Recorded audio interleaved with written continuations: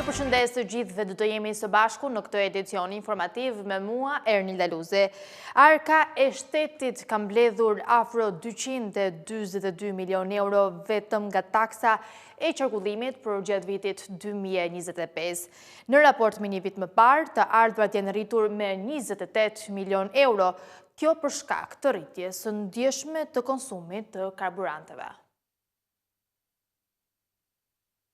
Qytetarët shqiptar të cilët kanë një automjet në pronësi apo përdorim kanë paguar afro 242 milion euro si taks qarkullimi gjatë vitit që lan pas.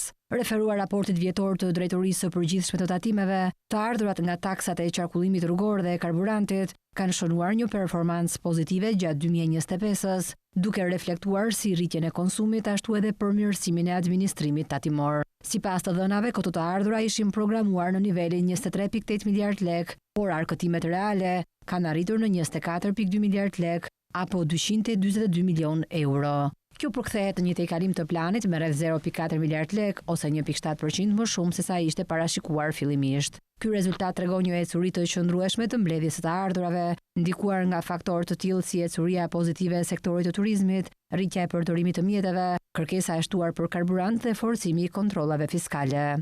Në krahasim me të njëjtën periudhë të vitit 2024, kur u arkëtuan 21.3 miliard lek, të ardhurat nga këto taksa janë rritur me 2.9 miliard lek apo 29 milion euro ose 13.4%. Kjo rritje dyshifrore konsiderohet gjithashtu një tregues i rëndësishëm i zgjerimit të aktivitetit ekonomik dhe konsumit të brendshëm, veçanërisht në sektorin e transportit. Në tërësi, performanca e të ardhurave nga taksat e qarkullimit dhe karburantit përbën një sinjal pozitiv për financat publike, duke kontribuar në rritjen e të ardhurave buxhetore dhe krijimin e hapësirave më të mëdha për investime publike. Duke qenë se këto të ardhura shkojnë drejt për së drejti për KTZ. Taksa e qarkullimit aplikohet në nivelin 27 lek për 1 litër naftë apo benzinë dhe zë një peshë të konsiderueshme të strukturës së çmimit të karburanteve që blejnë qytetarët, pas akcizës dhe TVSH-s. Taksa e qarkullimit përbën 8.2% të ardhurave të përgjithshme tatimore. Operatori i sistemit të shpërndarjes do të investojë rreth 37 milion lek për ndërtimin e një lidhje të re mes dy linjave kryesore të energjisë në stacionin elektrik të Lezhës.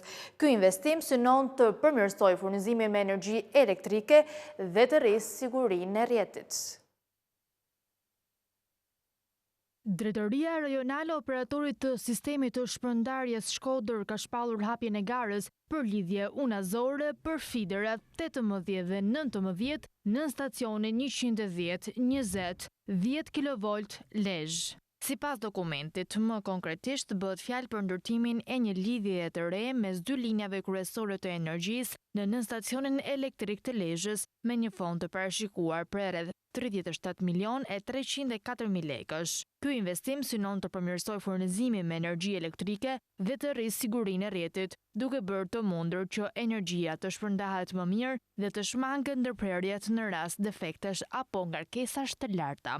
Sipas dokumentit në Agjencinë e Prokurimit Publik, të gjitha pajisjet që do të përdoren në këtë projekt do të jenë të cilësisë së lartë në përmbushje me standardet ndërkombëtare. Për më tepër, pajisjet do të jenë të qëndrueshme, duke përballuar ngarkesat, si dhe duke funksionuar pa probleme edhe në kushte të ndryshme klimatike. Një rëndësi e veçantë është kushtuar edhe elementeve mbrojtës, të cilët shërbejnë për të parandaluar dëmtimet në rrjet. Sipas dokumentit, këto pjesë do të jenë të forta, të qëndrueshme ndaj kushteve të ambientit dhe të mos konsumohen shpejt. Gjithashtu, ato do të reagojnë në kohën e duhur në rast të problemeve, duke ndërprerë qarkullimin e energjisë për të shmangur dëmtime më të mëdha.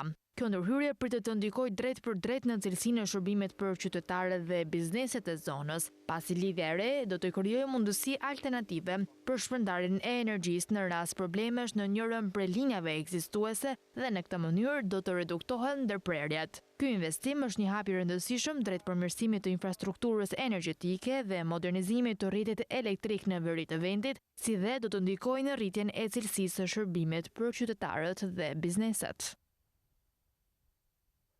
Shqipëria renditet ndër 10 vendet e para në Europë me 33.1% të bizneseve që përdorin teknologjitë e informacionit dhe komunikimit për të ulur kostot dhe konsumin, duke tejkaluar ndjeshëm vendet e rajonit. Shifra përputhet edhe me nivelin e digitalizimit dhe përdorimit të mëtejshëm të institucioneve publike, ku dallohet qartë se digitalizimi po përdoret gjithnjë e më shumë. Sipas të dhënave të Eurostat, në vitin 2025, 30% e të gjitha bizneseve në Bashkimin Evropian përdorën sisteme ose zgjidhje të teknologjive të informacionit dhe komunikimit për të ulur konsumin e energjisë ose materialet e përdorura, përfshirë materialet e konsumueshme ose për të rritur përdorimin e materialeve të ricikluara. Mirëpo si paraqitet Shqipëria në këtë tregues? Sipas statistikave për gjatë vitit 2025, 33.1% e bizneseve dhe ndërmarrjeve në Shqipëri ju ka ardhur në ndihmë teknologjia për të ulur kostot. Në këtë aspekt, Shqipëria renditet në 10 shtetet e para europiane ku teknologjia me sa duket ndihmon duke bërë që bizneset të gjejnë mbështetje të thellë në teknologji për të bërë punën më të lehtë në shumicën e gjërave. Këto shifra bie në përputhje edhe me nivelin e digitalizimit të popullatës dhe përdorimit të mëtejshëm të teknologjisë në institucionet publike, ku dallohet qartë se niveli i digitalizimit po rritet gjithnjë më shumë. Në krahasim me rajonin, Shqipëria del dukshëm më mirë. Ajo lë pas Serbinë, Malin e Zi dhe Bosnjë Hercegovinën, duke treguar një adoptim më të shpejtë të teknologjive të gjelbra nga bizneset vendase. Megjithatë, Shqipëria ende nuk arrin nivelet e liderëve europian. Vende si Belgjika, Danimarka dhe Malta kryesojnë renditjen duke reflektuar investime më të avancuara në teknologji dhe politika të forta. Edhe në raportin me fqinjët e Bashkimit Evropian si Italia dhe Greqia, Shqipëria qëndron konkurruese, madje tejkalon ndjeshëm Greqinë dhe afrohet shumë pranë Italisë. Ky pozicionim sugjeron se bizneset shqiptare po e kuptojnë gjithnjë më shumë rëndësinë e teknologjisë në uljen e kostove dhe ndikimit mjedisor. Nëse ky trend vazhdon, Shqipëria ka potencial real të ngjitet më lart në renditjen europiane dhe të afrohet me vendet linder në tranzicionin drejt një ekonomie më të qëndrueshme. Procesi i digitalizimit po bëhet gjithnjë e më lehtësues për qytetarët. Sipas të dhënave më të fundit, në treguesin e përdorimit të shërbimeve elektronike qeveritare, Shqipëria ka tejkaluar ndjeshëm mesataren e rajonit dhe të Bashkimit Evropian. Platforma e-Albania ka mundur të depërtojë me shërbimet e saj tek një pjesë e madhe e popullsisë. Përdorimi i shërbimeve të qeverisjes elektronike në Shqipëri ka njohur një rritje të shpejtë, duke arritur në 89% të popullsisë në vitin 2024, sipas të dhënave nga Ballkan Barometer. Ky nivel përfshirje është dukshëm më i lartë se mesatarja e vendeve të Ballkanit Perëndimor dhe tejkalon edhe mesataren e Bashkimit Evropian prej 75%. Në qendër të këtij transformimi qëndron portali e-Albania, i cili funksionon si një pikë vetme aksesi për qytetarët dhe bizneset. Aktualisht platforma ofron rreth 95% të gjitha shërbimeve publike, ose mbi 1277 shërbime. Numri i përdoruesve ka arritur në rreth 3.43 milion, ndërsa totali i shërbimeve të ofruara ka shkuar në afro 58 milion. Vetëm gjatë vitit 2025 janë realizuar 17 milion shërbime, në rritje nga 15.2 milion në vitin 2024. Në tjetër pikë e fortë sipas RTC është ripërdorimi të dhënave administrative që mundson formulare të paraplotësuar dhe redukton ndjeshëm kohën dhe procedurat për qytetarët. Kjo arrihet fal një platforme ndërveprimi që lidh regjistra të ndryshëm publik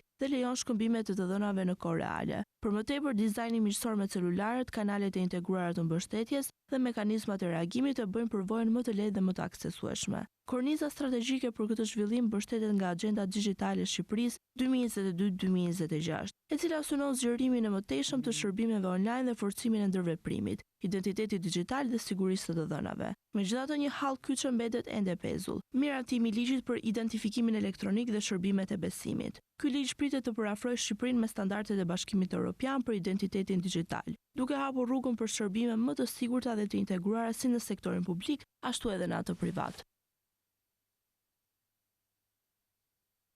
Vetëm në muajin mars të këtij viti në vendin tonë janë hapur 1780 subjekte të reja biznesi. Rritja është 13.7% krahasuar me një vit më parë. Sipas të dhënave të QKB-s, sektori më i preferuar është tregtia me pakicë, ndërsa numri më i madh i bizneseve të reja është hapur në Tiranë. 1780 subjekte të reja janë regjistruar për herë të parë gjatë muajit mars në vend, duke reflektuar një rritje të aktivitetit të biznesit. Sipas të dhënave zyrtare nga Qendra Kombëtare e Biznesit, krahasuar me mars 2025, kur u regjistruan 1565 biznese të reja, vjet re një rritje me rreth 13.7% më shumë. Struktura gjeografike vijon të dominohet nga Tirana me 986 subjekte, e ndjekur nga Vlora, Durrësi dhe Fieri, duke konfirmuar përqendrimin e aktivitetit ekonomik në zonat urbane dhe bregdetare. Në aspektin e pronësisë, bizneset me kapital 100% shqiptar përbëjnë pjesën kryesore me 1562 subjekte, por edhe subjektet me kapital të huaj dhe të përbashkët vijojnë të rriten. Forma ligjore më e përhapur mbetet personi fizik me 1291 regjistrime, i ndjekur nga shoqëritë me përgjegjësi të kufizuar 482, duke reflektuar një strukturë tipike të sipërmarrjes së vogël dhe të mesme në vend. Sa i përket sektorëve, aktivitetet kryesore ku janë përqendruar regjistrimet e reja janë tregtia me shumicë dhe pakicë, 386 subjekte, akomodimi dhe shërbimi ushqimor, 261 subjekte, aktivitetet profesionale, shkencore dhe teknike, 180 subjekte, informacioni dhe komunikacioni, 173 subjekte, dhe ndërtimi, 159 subjekte. Një tregues i rëndësishëm mbetet edhe pjesëmarrja e grave në biznes, ku gjatë muajit mars 2026 janë regjistruar 568 subjekte të administruara nga gratë, duke reflektuar një përfshirje në rritje. Në regjistrin e lejeve dhe licencave janë regjistruar gjithsej 179 leje dhe licenca, nga të cilat 153 licenca dhe 26 leje. Sektori i shërbimeve shëndetësore, aktivitetet e transportit dhe turizmi vijojnë të kenë peshën kryesore në këtë regjistër. Ndërkohë në regjistrin e pronarëve përfitues janë regjistruar 505 subjekte, duke reflektuar vijimin e procesit të transparencës dhe përputhshmërisë me standardet ndërkombëtare për identifikimin e pronësisë reale. Në total, gjatë muajit mars 2026 janë regjistruar 11.784 aplikime në 3 regjistrat, çka përfaqëson një volum të lartë aktiviteti administrativ dhe një rritje krahasuar me mars 2025. Këto të dhëna konfirmojnë një zhvillim të qëndrueshëm të sipërmarrjes në Shqipëri, si dhe rolin e QKB-s në lehtësimin e procedurave, rritjen e transparencës dhe mbështetjen e formalizimit të ekonomisë. Përdorimi i euros në tregjet financiare në Shqipëri është në rënje me dominim të lekut në shumicën e sektorëve si sigurimet, depozitat dhe titujt e qeverisë. Megjithatë, euro vijon të ketë peshë në financimin e bizneseve dhe investimeve, sidomos në obligacione private dhe një pjesë të fondeve të investimet. Përdorimi i monedhave të huaja në tregjet financiare në Shqipëri mbetet i pranishëm, por në nivele të kontrolluara dhe në rënje në disa segmente kryesore. Sipas të dhënave më të fundit nga Autoriteti Mbikëqyrjes Financiare në tregun e sigurimeve, rreth 27.8% e primeve totale janë realizuar në euro. Ky nivel është pak më i ulët krahasuar me një vit më parë, duke treguar një tendencë të lehtë drejt përdorimit më të madh të lekut. Në sigurimet e jetës, përdorimi i euros ka rënë edhe më ndjeshëm, nga 26.5 në 19%. Edhe në depozitat e shoqërive të sigurimit, monedha vendase dominon. Rreth 63% e depozitave janë në lek, ndërsa 37% në valutë huaj. Nga gotët të fundit, euro zë pjesë ndërmuese, rreth 90% e depozitave në valutë. Në tregun e kapitaleve, situata është edhe më e qartë. Titujt e qeverisë dhe transaksionet në bursë realizohen pothuajse tërësisht në lek. Gjatë vitit 2025 nuk janë regjistruar fare transaksione në valutë për tituj qeveritar. Megjithatë, në tregun e obligacioneve private, euro mbetet e rëndësishme. Rreth 58% e obligacioneve të pashlyera janë në euro, duke treguar se bizneset vijojnë të financohen edhe në valutë huaj. Ndërkohë, në fondet e investimit, vetëm një pjesë e vogël operon në valutë. Asetat në euro përbëjnë rreth 10.7% të totalit, ndërsa pjesa më e madhe, afro 89%, është në lek. Në përfundim, përdorimi i euros dhe valutave të tjera mbetet i lidhur kryesisht me aktivitetet ndërkombëtare dhe investimet, por në përgjithësi, tregjet financiare shqiptare po mbështeten gjithnjë më shumë tek monedha kombëtare. Reformimi i bazës të ligjore dhe mënyrës së funksionimit të tregut të energjisë elektrike sjell risi për qytetarët dhe bizneset. Projektligji, të cilin Ministria e Infrastrukturës dhe Energjisë ka rinxjerrë për konsultim publik, synon një integrim të natyrshëm me tregun evropian. Ministria e Infrastrukturës dhe Energjisë ka rinxjerrë për konsultim publik projektligjin për sektorin e energjisë elektrike.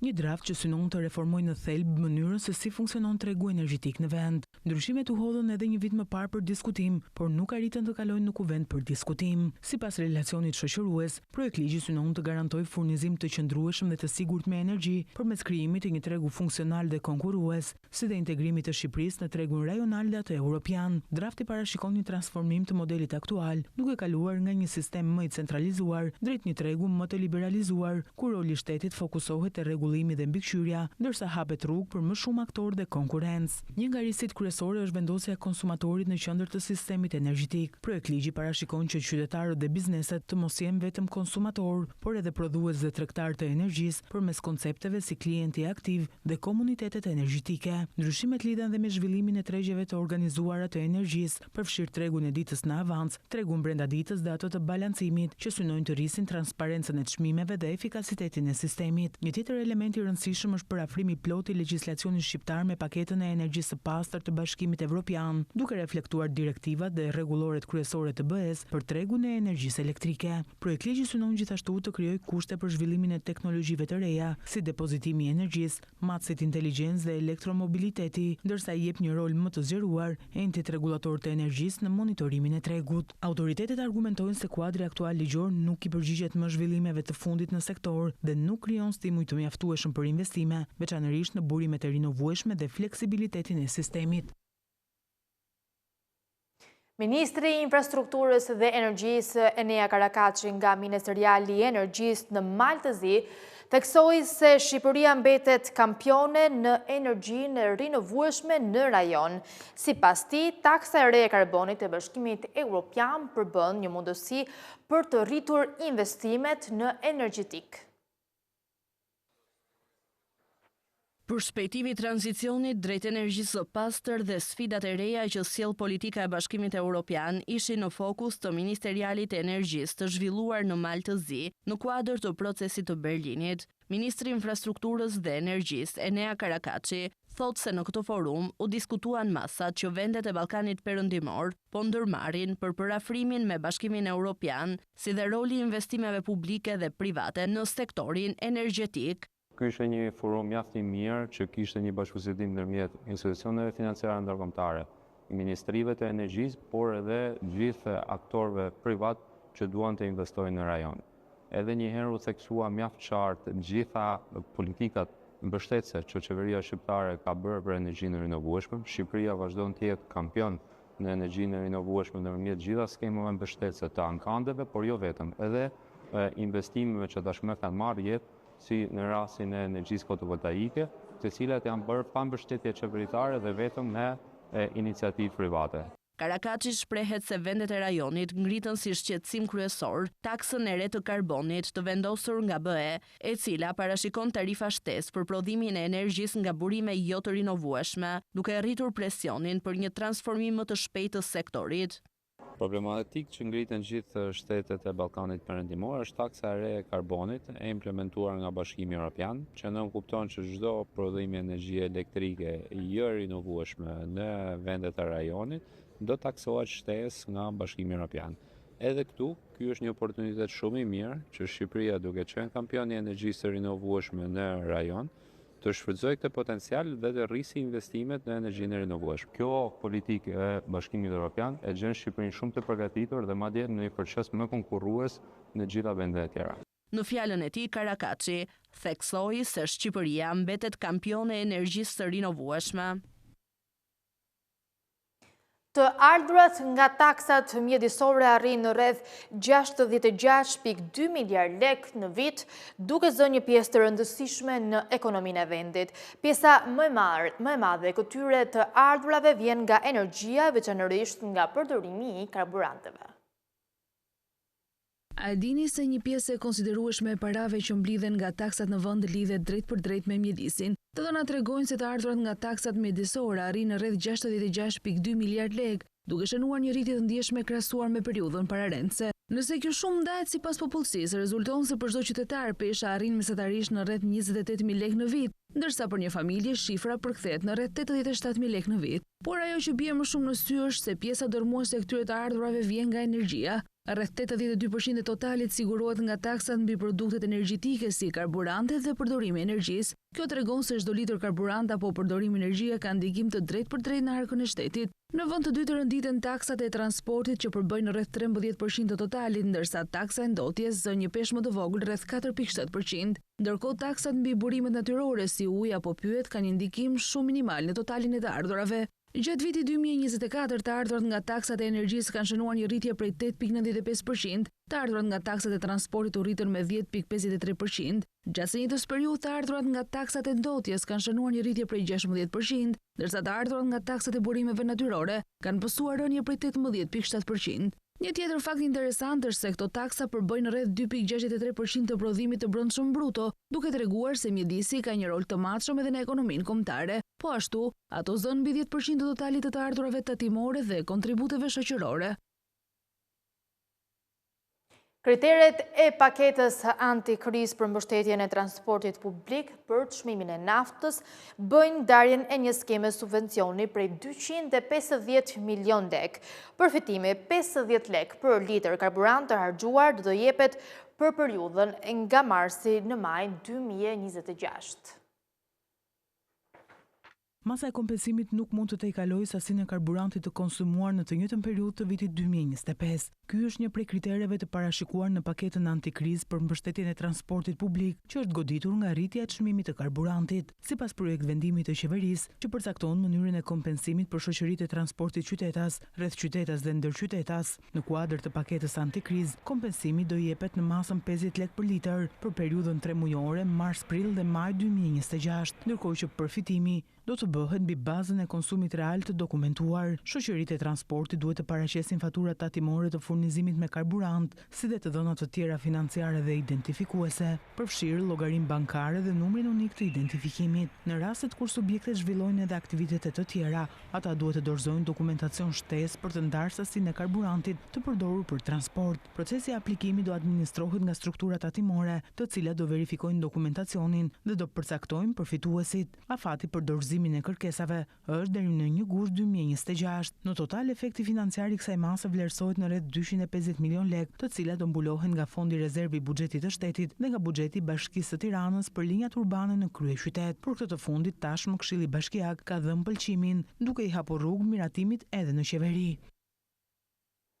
Çmimet e pronave në Shqipëri, veçanërisht në Tiranë dhe zonat bregdetare, janë 20 deri në 40% mbi nivelin që mbështetet nga të ardhurat, duke bërë blerjen të vështirë për familjet.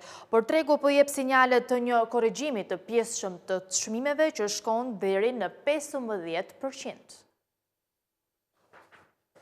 Që nga fillimi i vitit 2026, tregu i pasurive të paluajtshme në Shqipëri po hyn në një fazë delikate. Çmimet e pronave rezultojnë 20 deri në 40% mbi ato që të ardhurat reale të familjeve mund të përballojnë. Kjo është veçanërisht e dukshme në Tiranë dhe zonat kryesore bregdetare, ku kërkesa ka qenë më e fortë dhe ka shtyrë çmimet në nivele rekord. Megjithatë, në sipërfaqe po shfaqen shenjat e para të një ngadalësimi sipas studimit të Investropa. Apartamentet e reja, sidomos në zonat dytësore, po qëndrojnë më gjatë në tre krahasuar me një vit më parë. Në heshtje, disa zhvillues kanë nisur të ofrojnë fleksibilitet në pagesa apo zbritje të vogla. Një tregues i qartë se ritmi i shitjeve nuk është më ai i mëparshmi. Një tjetër sinjal i fortë vjen nga raporti çmim të ardhura. Në Tiranë, një apartament kushton tashmë 7 deri në 10 herë më shumë se të ardhurat vjetore të një familje me 2 paga. Ky nivel konsiderohet i tendosur sipas standardeve ndërkombëtare dhe tregon se familja mesatare shqiptare po e ka gjithnjë më të vështirë të hyjë në treg. Pavarësisht kësaj, një rënje e fortë të çmimeve në shkallë kombëtare mbetet pak e mundshme në afat të shkurtër.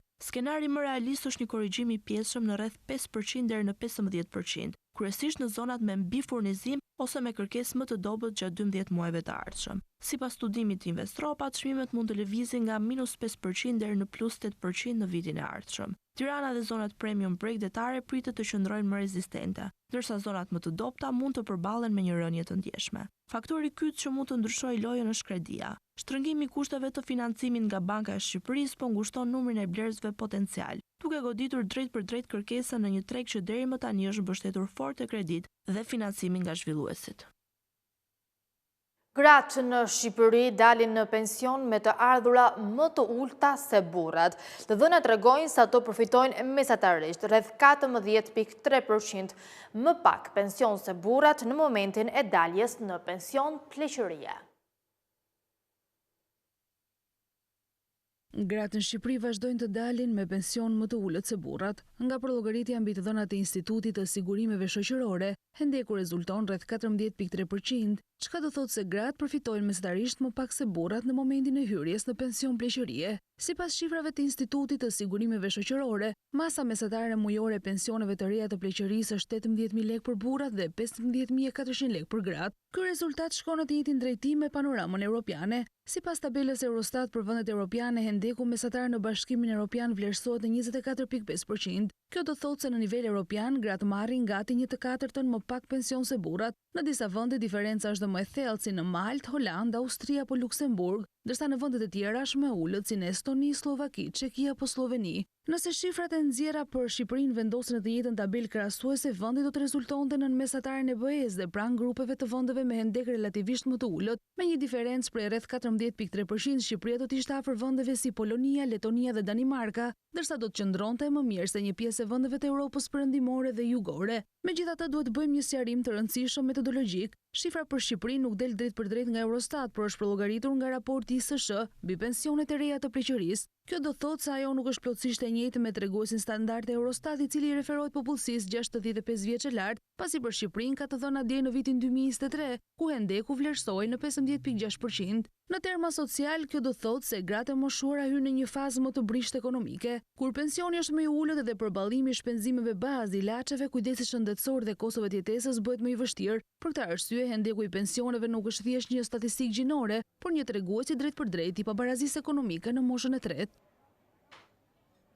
Startupet në 2024-2025 kanë hasur mjaft vështirësi në komercializimin e përnësisë intelektuale të punës së tyre. Innovation for Albania po e bën të detyrueshëm trajnimin dhe regjistrimin e markës për përfituesit e financimeve. Pjesa më e madhe e startupeve gjatë 2024 dhe 2025, edhe kur kanë pasur pronësi intelektuale, nuk kanë ditur ta komercializojnë. Kështu është për drejtori i agjencisë Innovation for Albania, Arjan Ymeri, në një aktivitet të organizuar nga Drejtoria e Përgjithshme e Pronësisë Industriale, me rastin e ditës botërore të pronësisë intelektuale, i cili theksoi se edhe kur e ke pronësinë intelektuale, duhet të dish ta mbrosh atë duke u përmbajtur disa rregullave. Në vijim do të jetë detyrueshme që startupet të marrin pjesë në trajnimet e agjencisë lidhur me këtë çështje dhe të regjistrojnë markën e tyre. Në vitin 2026 ne kishim 1220 aplikime nga 500 që ishin vitin e kaluar, pra një numër shumë i madh, dhe nga ky vit gjithë ata që do financohen, qofshin lehtësues ose kompani apo universitete të cilat janë në ndihmë të startupeve, qofshin ato startupe që do financohen nga agjencia, do ta kenë të detyrueshme jo vetëm trajnimin, por edhe regjistrimin e brandit dhe markës sipas standardeve nëpërmjet DPP-s. Edhe Drejtoria e Përgjithshme e Pronësisë Industriale ka nënshkruar marrëveshje me Organizatën Evropiane të Patentave apo zyrën homologe në Greqi, për të ndihmuar SME-t, universitetet dhe startupet në raportet e kërkimit të patentave.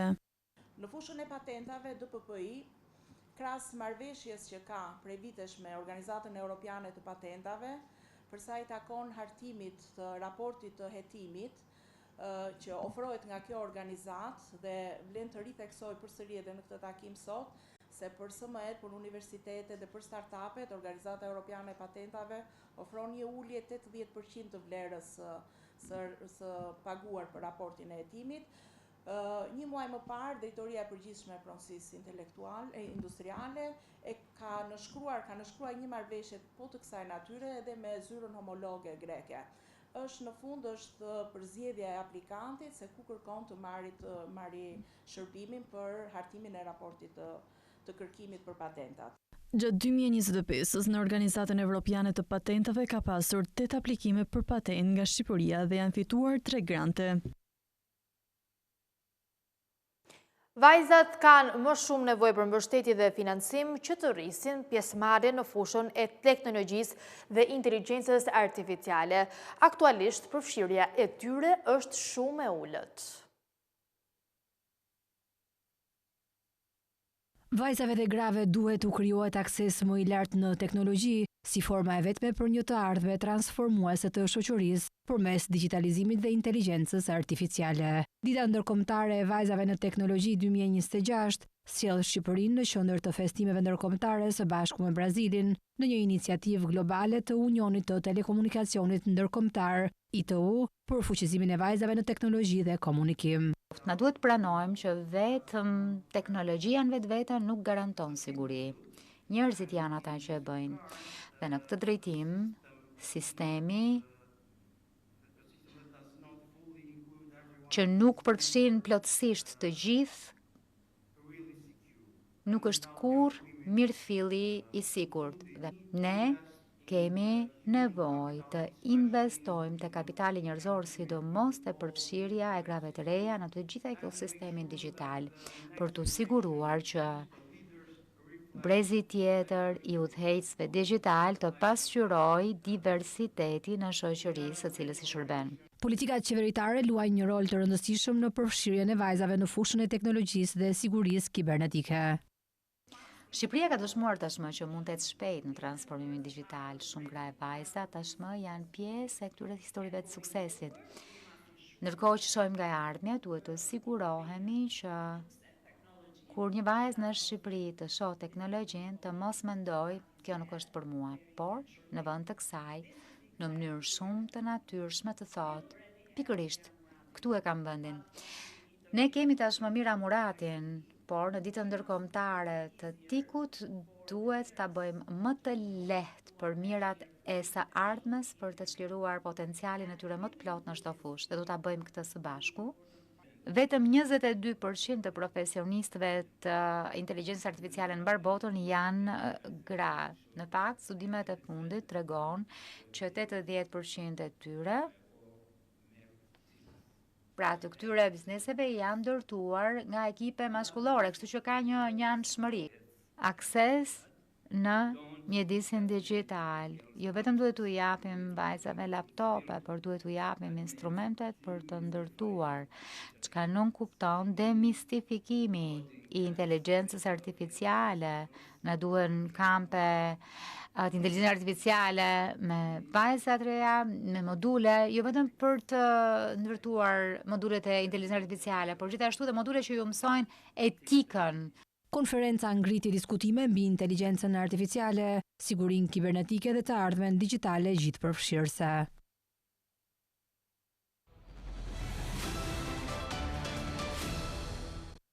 Në muajin mars, deficiti tregtar në Kosovë arriti në 563.5 milion euro, me rritje vjetore prej 5.2%. Eksportet u regjistruan në 88.4 milion euro, ndërsa importet 651.8 milion euro. Agjencia e Statistikave të Kosovës ka publikuar të dhënat nga Tretëria e Jashtme e Mallrave që tregojnë se në muajin mars deficiti tregtar arriti në 563.5 milion euro me një rritje vjetore prej 5.2%, eksportet mbulojnë importet me 13.6%, eksportet në këtë muaj arritën në 88.4 milion euro, ndërsa importet në 651.8 milion euro. Në muajin mars Tregtia e Jashtme e Mallrave në Kosovë u karakterizua nga rritja e aktivitetit ekonomik, por edhe nga vazhdimi i dallimit të madh ndërmjet eksporteve dhe importeve. Të dhënat tregojnë se vendi vazhdon të importojë shumë më tepër se sa eksporton, duke ndikuar drejt për drejt në rritjen e deficitit tregtar. Megjithatë, gjatë kësaj periudhe shënuar edhe rritje eksporteve. Sa i përket strukturës së eksporteve, pjesëmarrjen më të madhe përbëjnë metalet bazë dhe artikujt prej tyre me 26.2%, pastaj renditën plastika, goma dhe artikujt prej tyre me 12.4%, ushqimet e përgatitura, pijet dhe duhane me 11.1% dhe artikujt e ndryshëm të prodhuar me 8.3%. Në anën tjetër, importet dominohen nga produktet e mineraleve me 14.5%, makineritë dhe pajisjet mekanike dhe elektrike me 14.3%, ushqimet e përgatitura, pijet dhe duhani me 10.6% dhe mjetet e transportit me 10.6% po ashtu. Eksportet e Kosovës në vendet e Bashkimit Evropian arritën në 29.3 milion euro ose 33.2% të totalit. Partnerët kryesorë ishin Gjermania me 10%, Italia me 3.8% dhe Olanda me 2.9%. Importet nga vendet e Bashkimit Evropian arritën në 384.1 milion euro ose 43.6% të totalit, me rritje prej 14.1%. Pjesëmarrjen më të lartë e kishin Gjermania me 13.5%, Italia me 4.5% dhe Polonia me 3.4%. Sa i përket vendeve të ceftas, eksportet arritën në 40.8 milion euro ose 46.2% të totalit. Partnerët kryesorë ishin Maqedonia e Veriut me 16.2%, Shqipëria me 14.2%, Serbia me 8.8% dhe Malezi me 5.2%, ndërsa importet nga këto vende arritën në 78.1 milion euro ose 12% të totalit, ku pjesëmarrjen më të madhe e kishin Shqipëria me 3.8%, Maqedonia e Veriut me 3.6% dhe Serbia me 3.3%. Prodhimi i naftës në gjirin persik mund të rimëkëmbët brënda pak muajsh, pasi ngushtica e Hormuzit të rihapet plotësisht, tha Goldman Sachs. Banka vlerësoi se rreth 14.5 milion fuqi në ditë të prodhimit të naftës pa përpunuar të gjirit ishte jashtë funksionit në prill.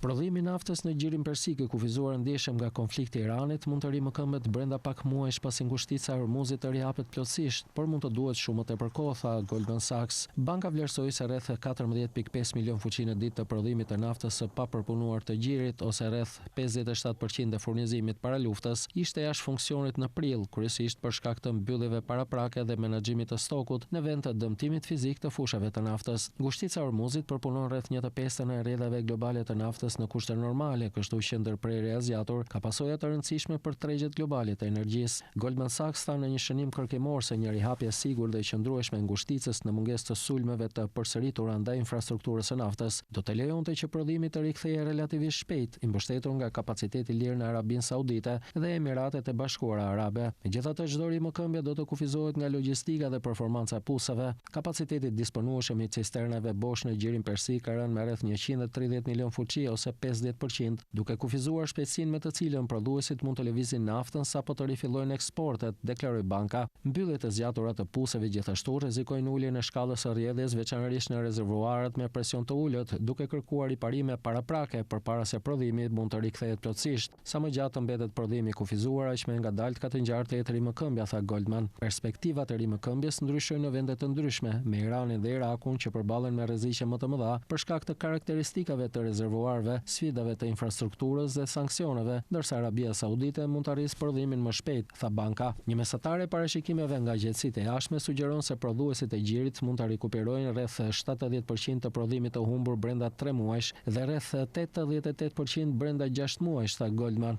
ndërsa paralajmëroi se një mbyllje e zgjatur rrit rrezikun e dëmtimit afatgjatë të furnizimit. Kemi mbërritur në fund të këtij edicioni informativ. Për më tepër informacione mund të klikoni në faqen tonë të internetit skantv.al, ku mund të gjeni gjithçka mbi ekonominë, bankat, sigurimet, tregjet financiare e të tjerë. Gjithashtu mund të na ndiqni edhe në rrjetet sociale si Facebook, Instagram, YouTube dhe LinkedIn. Faleminderit për vëmendjen, bashkë mirupafshim.